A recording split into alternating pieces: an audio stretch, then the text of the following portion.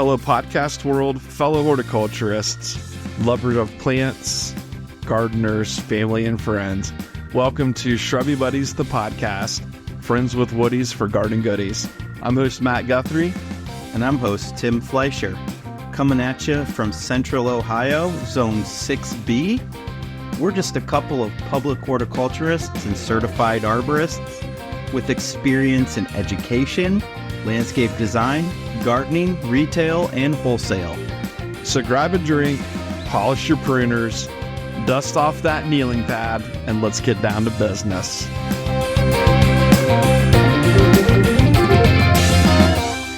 Hey, Shrubby Buddies, and welcome to this week's episode of Shrubby Buddies Podcast. I am host Matt Guthrie, and I am flying solo this week for this episode. Tim has just got some things going on, family stuff. His daughter's got a lot of soccer stuff going on right now. She's a little stud soccer player. So our schedules just didn't work out to where we could get together and record. My schedule's a little bit lighter right now, so I just figured I could carve some time in to do this. So I figured I would try and do this solo. So bear with me on this. This is new to me. It's kind of awkward, like sitting by myself at the computer doing this without someone to kind of talk with and bounce ideas off of. So Timmy, I miss you, love you. Can't wait to get back at this with you, hopefully next week.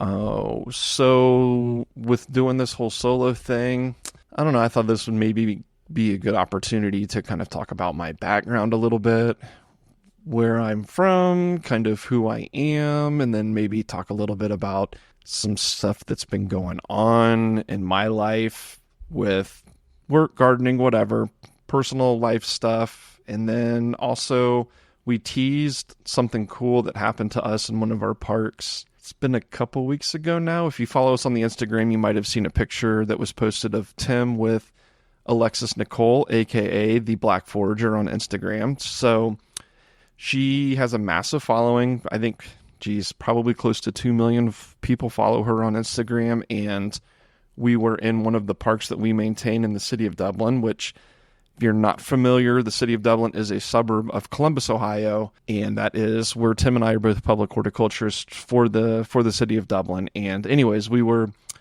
visiting this park kind of down along the Cider River, which is a nice river that flows right through the middle of our city. A lot of our city's focus with parks and entertainment and whatnot is really kind of focused heavy along the Cider River. And so we're walking through with, it was myself and Brenna Rattan, who was on last week's episode, the Milkweed Queen. And we, this lady is filming with like, I don't know, she's got this guy with her that's filming her talking about, she might have been looking at cattails actually when we walked through, and I didn't pay much attention. I tend to, not always, but sometimes, like, especially if they're creating content, kind of leave them be and not really interact too much with them. And we kind of walk by and we get down the path a little bit, and Berna bumps me on the shoulder and she's like, "Matt, you know who that was?" And I'm like, "No, I wasn't paying any attention. I think I might have been looking at the dude's camera that was filming her, because I like photography and all of that. So I think I was checking out his camera and not who was actually creating the content." And she's like, "That was the Black Forager, Alexis." And I'm like, "No way." And I kind of turned around and I looked back and I'm like, holy crap, that's Alexis, the Black Forager. So if anyone knows me, I don't know a stranger. So I, marched right back on down the path. And when she was not in the middle of filming, I introduced myself, and, Brenna introduced herself, and we talked to Alexis about kind of what we do for the city and how much we love her Instagram channel or Instagram page, whatever you want to call it. And and it was such a great interaction with her. She was lovely. If you watch any of her videos, like, she is genuine in these videos. Like, she is an amazing person. Couldn't have been more excited to meet her and all of that good stuff. Talked for a minute, and then we kind of went on our way. And of course I called Tim and I'm like, "Dude, like, the Black Forager's down here." And I know him and his wife Megan are like crazy big fans of her. So he's like, "Don't let her go anywhere. I'm on my way right now." He's freaking out, and he gets there and he's like, I was on down the path when he got there, but, he went up and introduced himself and got a picture with her, talked about the podcast, Shrubby Buddies podcast, and she was just like so delighted that we stopped and took the time to introduce ourselves. She was shocked or something that we recognized her. I'm like, bro, come on. Like, you have a huge following. You're famous. Like, you don't have to be so humble. Anyways, so yeah. So then, when I came back through, we talked and, we invited her on the podcast and she seemed very open to the idea and down with it. So, that was kind of what we teased last week. We're hoping to get her on at some point. Tim's going to reach out to you, Alexis, if you're listening to this, so we can try and put something together at some point. I'm sure you're super busy. And we're just, just these small, really nobodies in the grand scheme of things, just trying to have fun with this podcast thing. But anyways, I think we're going to try and get Alexis back in Dublin so we can do some more park tours and show her some unique things about the city of Dublin, and maybe she can, do some future content there. But anyways, so that was cool. Black Forager, Alexis Nicole. If you don't follow her on Instagram, definitely do follow her. She's totally worth the follow. Her videos are hilarious, and you learn a lot about kind of, plants and foraging and what's edible and what can kill you and all of that good stuff. So that was kind of the thing that I had teased towards the end of last week, I guess, because we didn't really talk about it. So I wanted to get that out there while it was fresh on my mind and all of that. So anyways, wrapping that up, Black Forager, check her out. Hopefully we'll have you on the podcast, Alexis, if you're hearing this. So who am I? So my background in horticulture, I'm 41 years old, live in Central Ohio. I live, in a community kind of northwest of Columbus, and my career in horticulture, I guess, started probably, when I was like 16 years old. My first job was working at a local garden center, and it was a lot of loading mulch and doing all of the heavy lifting grunt work stuff, but nonetheless, it was watering plants. And when you're out watering plants all day long, curiosity gets the best of you, and you start reading plant tags and you start learning about plants, and, plant people are coming in and talking plants with you. And it was just something that I immediately was kind of hooked in on. Working at the garden center was just plants, trees especially. Trees and shrubs were like my first love. But, we sold a lot of annuals and we sold a lot of perennials. And it was just fun getting to meet plant people and meet excited plant people and just kind of like learn about the world of plants. I was always been drawn to like sciences and natural sciences. So forests and rivers and lakes and streams and wildlife and all of that. So I think that the world of horticulture, came naturally to me for sure. And also it kind of allowed me to express myself artistically. Like, I've never been great at drawing anything on a pad of paper with a pencil. Unlike my siblings, I come from a family of artists. My younger brother's a professional musician. My older sister's an artist. She's, I don't know how many college degrees she's got now or whatever. But anyway, I know she has her college degrees in art and art history. And, so I come from a family of artists. My older brother is a great illustrator. But I never really, I think I had that artistic bone in me, but never could figure out exactly how to express it. And I played musical instruments when I was younger, but never really had the patience to like be great at it and really sit down and learn how to read sheet music well and all of that stuff. But the plant world gave me an avenue to kind of use whatever artistic ability I had, I could use in creating annual planters, hanging baskets, pots, landscape designs, things like that. And I could use that as a way to kind of express myself artistically. So yeah, so I've always, since 16 years old, I've, kind of been hooked on plants in this whole horticulture thing. And I've worked in different different avenues. I've worked a lot of retail. I've done commercial and residential landscaping. I've helped on wholesale nursery lots, and I've helped with growers, worked with growers and all of that. And I've found myself now working in public horticulture, kind of in the government sector of things, which has been fantastic, creating spaces for the general public to be able to go and enjoy. Like that is so great for me when I can create a perennial border, and 2 or 3 years down the road, I can see people getting their senior pictures taken in that perennial border. It's like, wow, like that's what this is about, So that's kind of me and my background. I don't have the traditional college degree like so many people have, and I'm okay with that.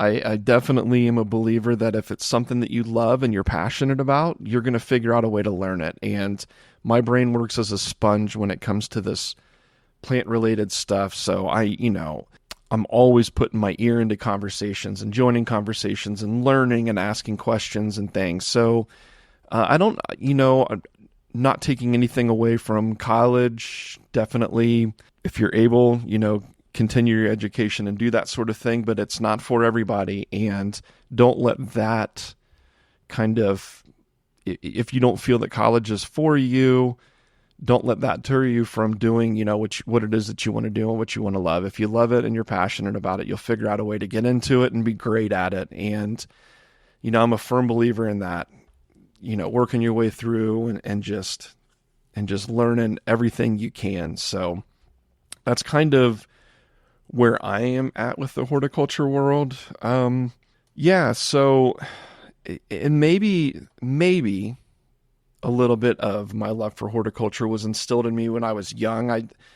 I'm a military brat, so kind of lived around the world, born on the East Coast in Virginia. I've lived overseas in the UK, back in the DC area. And then we relocated to Central Ohio when I was in, that 4th, 5th grade age range. But as a kid living in the UK, naturally my family visited a lot of the famous gardens over there, and the gardens of the estates and the manors and the castles and things. So I kind of grew up maybe running around in these gardens, though I don't remember them vividly. I definitely was in them, and I don't know if maybe a little bit of that was kind of imprinted into the back of my brain when I was a kid, and that's been a part of it. I'm not real sure, but nonetheless, I would love to get back over there and revisit some of those gardens where I'm at now in life, and really have an appreciation for what it was that I was seeing when I was 6, 7, 8 years old, whatever, and not really knowing what it was that I was seeing. So anyways, so that's kind of a background on me. So it's my wife and I, and we've got 3 dogs here at the house, and we purchased the home that we're in now from my parents. So it's kind of the house that I grew up in here in Central Ohio. We purchased it a few years ago, and I've been working diligently on getting the landscape kind of where I want it. So redoing everything, the gardens and everything, and creating wonderful perennial borders that it seems like most of the neighborhood really enjoys. So we live on a golf course, and a lot of the landscapes are very prim and proper and all of that. And mine is anything but. Mine's kind of that like chaotic look with just groupings of perennials everywhere, and you know the drill. Anyways, I get a lot of compliments on it, so that makes me feel good. But and like I said, 3 dogs. We're dog parents, love it. We actually just added a 3rd dog to our family about 2 weeks ago. So this is a little plant related story and kind of how we came about with our 3rd and most recent dog. So a friend of mine who's a botanist for the state of Ohio had posted a picture some years ago of a Nyssa sylvatica, which is a black gum or a tupelo. You may be familiar with those names. That would be the common names for them. But anyways, it's a native tree, to the United States, eastern United States. We have him here in Ohio, and he was doing some field work, and I want to say he was like surveying some lady slipper orchids in southern Ohio in the Shawnee State Forest. And he posted this picture of a variegated Nissa tree, like beautiful variegation on it.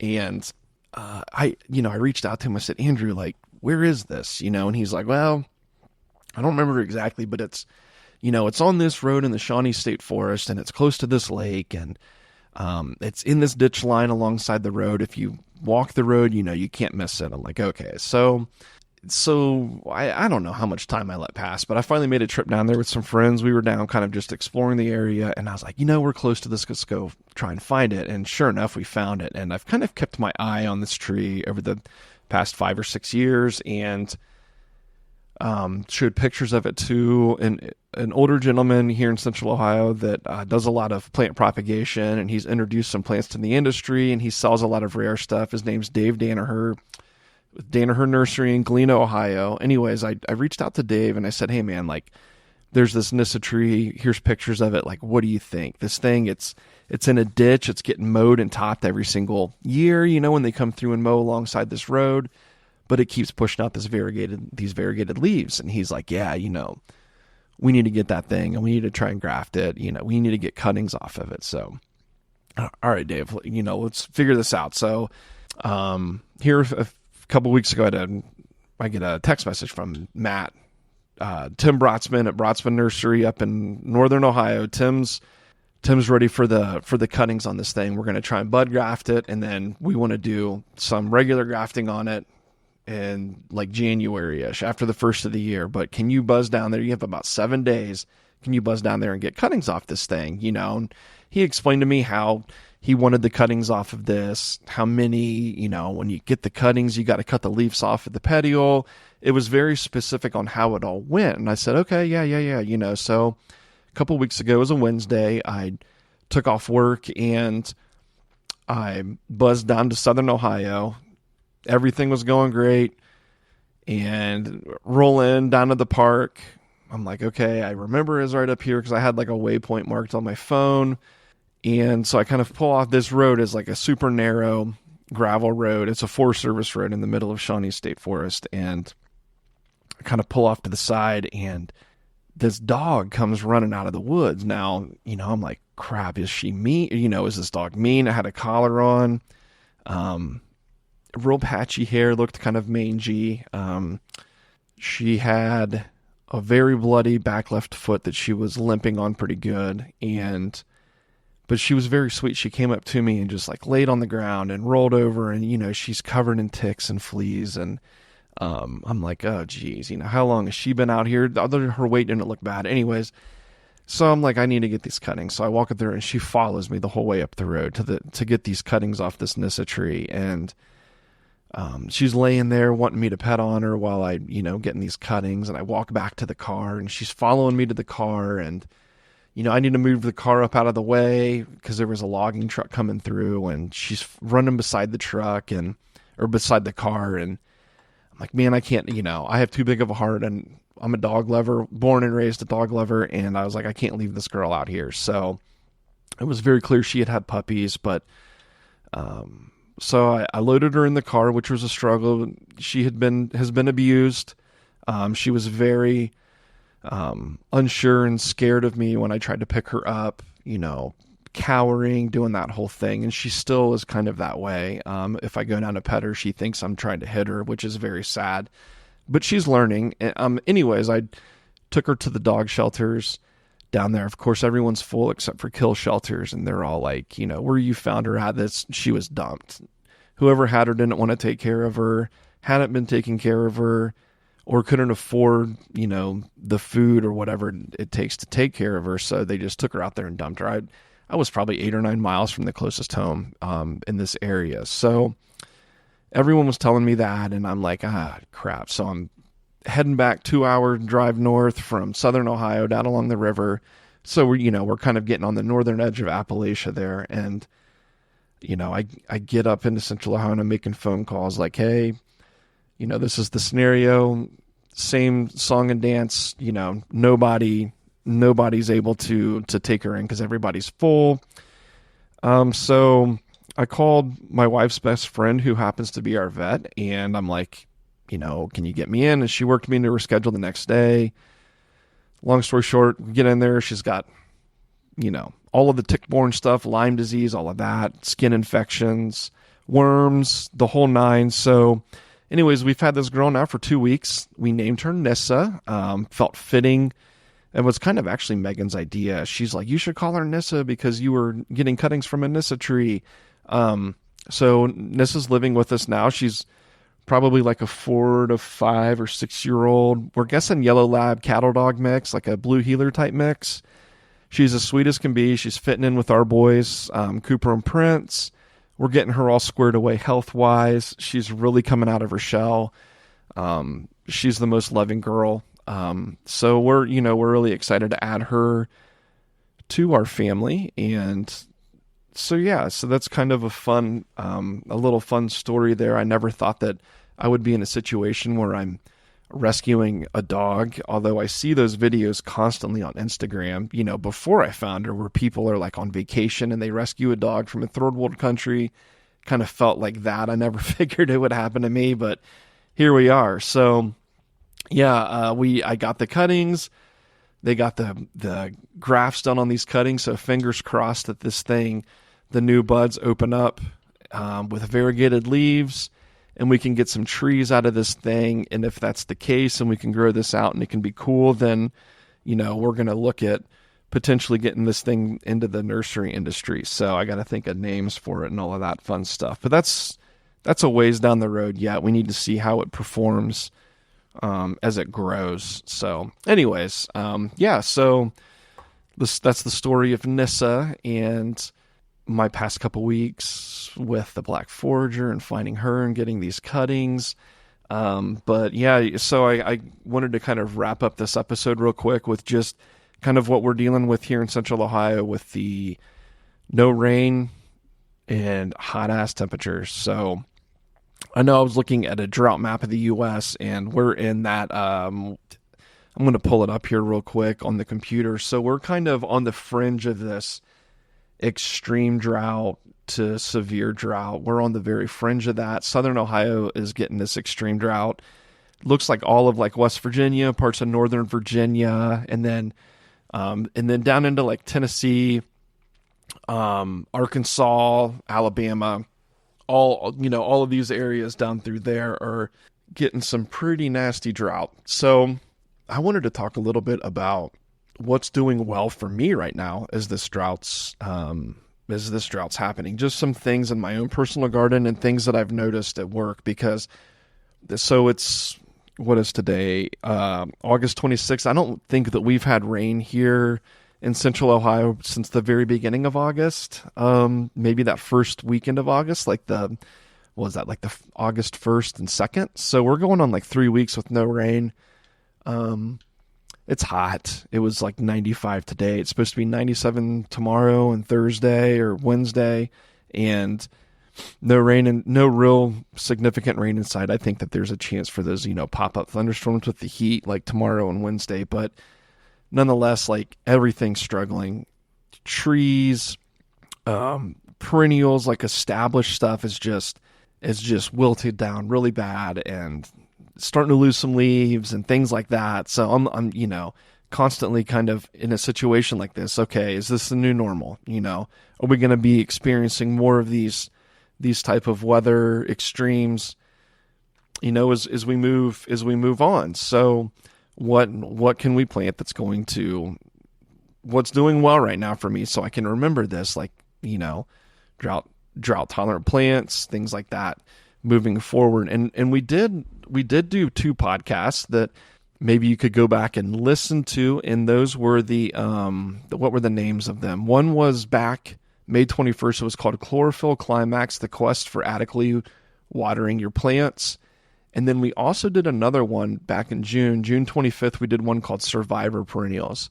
So these would both be good perennials to maybe go back and re-listen to if you're experiencing kind of what we're experiencing, or if it's something where, you're getting ready to plan for a garden and you're thinking like, what can I plant that's going to be able to take these long, hot, extended dry periods that we're seeing here in the Great Lakes region, and some there like along the East Coast and down south, and we won't even talk Texas, Arizona, New Mexico, Oklahoma, like they are like bad right now. So, thoughts for all of them down there.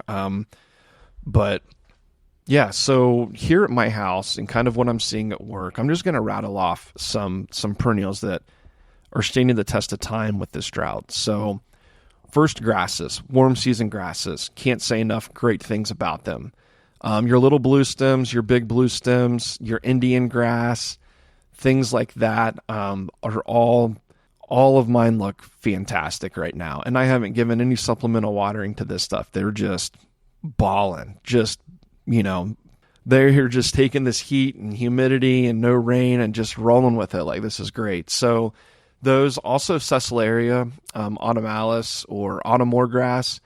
At my house, I have the Greenlee hybrid variety. And, there's also just the species of autumnmore grass, Cecilaria autumnalis. And it's just another one that is just like, whatever, it doesn't even care. It's not fazed by this, even without the additional watering. It just looks great. So warm season grasses for sure. And then some of the perennials that I have that are just really standing up to all of this without the additional watering is your calamint, any of the alliums, the ornamental onions are all doing well. Russian sage is doing fantastic right now. The solidagos or solidagos, however you want to say it, they're all doing exceptionally well right now. Ironweeds, think like some of these native prairie plants that you see growing and that are doing well. So the ironweeds, or the tall purple ones you're probably seeing right now, like alongside the road and in prairies and things. The Amsonias are all holding up right now pretty well through this heat and drought for me. And then, like the butterfly weeds are another one that we talked about last week that are just really doing well. And of course, like the sedums and things that you may see like in a rock garden, those are all doing really well for me also. Some things that I'm having to give some additional water to are some of the Rebecchias are starting to wilt down some, so I'm having to give some additional water to those. This is even like on established plants. What else? My hydrangea paniculatas are all wilting down pretty hardcore, so I'm having to give them additional watering. Pretty much everything I have in the shade, even my hostas, are starting to crop out. I mean, that's how hot and dry it is here right now. So everything I have in the shade garden, pretty much with the exception of a couple things. So all my hostas and my Brunera is getting additional water. Some hypericum or St. John's wort is getting some additional watering. My hellebore still look great, or Lenten rose. My pulmonaria still looks great, even with all of this. Some of the carex, like the blue zinger carex, wow, talk about a great plant. That one is still shining through all of this heat and drought, even without the additional water. Carex divulsa is doing really well also for me, is a good ground cover type grassy carex that's not getting a whole lot of supplemental water. But yeah, the hostas and the Bruneras and the St. John's wort, the Astilbe, even the Aruncus, like those guys, I'm having to give the additional water to, and those some of those shade loving plants. But really, yeah, I mean, I hate having to do that additional watering, but I think it's really important right now that some of that stuff get a little bit of it. And I'm not talking like this is a daily thing. I might put the sprinkler on there and let it run for a while and then call it good for a week, and cross my fingers that we get some rain in the meantime. But it's just enough to get some of that moisture back into the soil and perk things up a little bit, and just kind of so that the garden doesn't look so drained and tired and exhausted as it works its way through this. But there are some perennials that you can use that will perform very well for you if you're going through anything like we're going through here in Central Ohio. So check out the Survivor Perennials episode. If you are doing the watering, check out the watering episode that we did that I spoke about a little bit ago, and that's going to help give you kind of refreshing your mind maybe on proper watering techniques as we go through this. So anyways, yeah, so that kind of wraps things up where we're at. I talked a lot longer than I thought I would, but that's okay. Yeah, this was weird doing this by myself, just me and my microphone. So, but it was fine. It was good. I am anxious to have Tim back though. So, yeah, if you have any questions for us, if you have any comments or concerns, you can get us on Instagram, Facebook, all both under Shrubby Buddies. You can hit us up on Gmail, shrubbybuddies@gmail.com.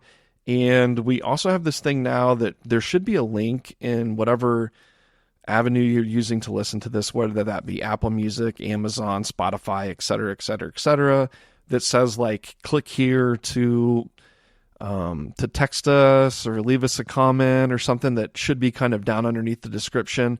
So if you do that, what it does is whatever comment you leave, it sends us a text message, or as they call it on the platform that we use to broadcast this, fan mail. So you can also reach us through that if you have any comments that you want to make, or if you have any questions about any of the episodes, or what we would love to is for anyone that may have some ideas for us on episodes. Is there stuff that you want us to talk about? I think next week we may do one that's going to be real heavy on hydrangeas, because hydrangeas are they're a big deal right now. People are planting them and they're coming out with new cultivars. It seems like every other day. So we're going to hit you up with a hydrangea episode, but please reach out to us and give us some ideas on what it is that you want to hear. That way we are delivering stuff to you that matters, and stuff that you can take with you, when you're planting new gardens or out working in the garden and all of that good stuff. So anyways, enough talk from me. Thank you all for listening, and I am anxious to do this again next week for y'all. Normally we do the whole love you harder +2 thing, so I'll keep the tradition alive. Love y'all harder +2. I'm out.